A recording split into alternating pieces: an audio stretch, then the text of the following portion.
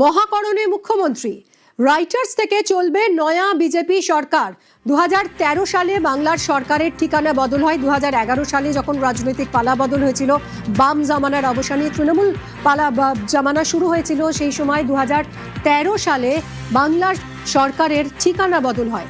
মহাকরণের বদলে নবান্ন থেকে সরকার পরিচালনা।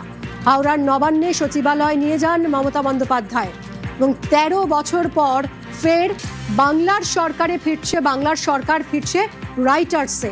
এই মহাকরণ থেকেই সরকার পরিচালনা করবে নতুন বিজেপি সরকার।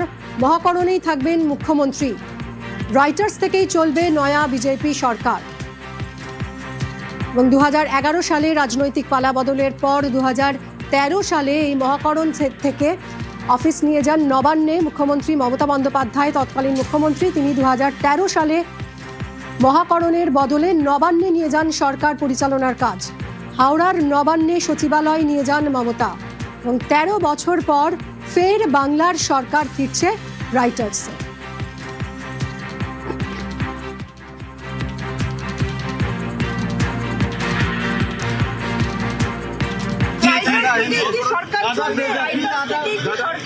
हमारा कमिटमेंट बहुत पुराना था, जो हम लोग राइटर्स बिल्डिंग से ही हमारा सरकार का परिचालन। মহাকরণে থাকবেন নতুন মুখ্যমন্ত্রী। মহাকরণ থেকেই তিনি রাজ্য পরিচালনা করবেন। রাইটার্স থেকেই চলবে নয়া বিজেপি সরকার।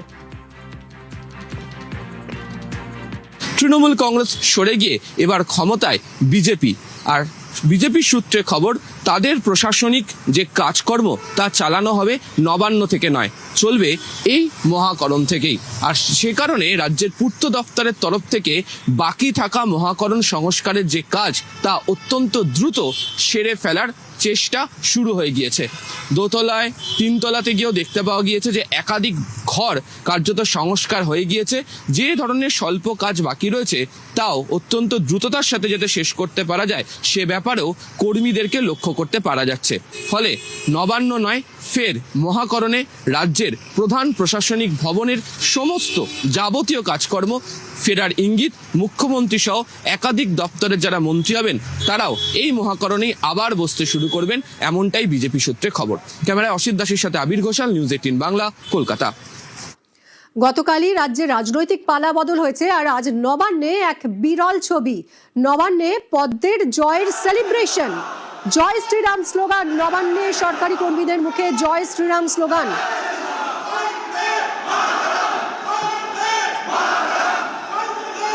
নবান্নে গেরুয়া আবিরে সেলিব্রেশন, জয় শ্রীরাম স্লোগান, গেরুয়া আবিরে জয়ের সেলিব্রেশন।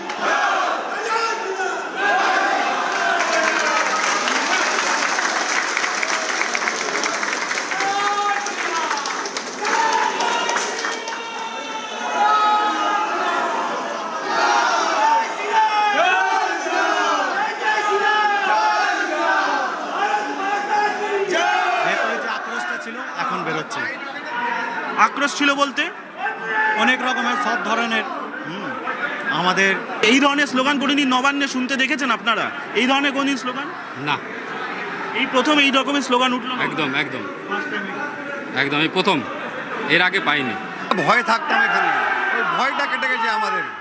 এবার যা হবে আমাদের কর্মচারীদের জন্য ভালো হবে।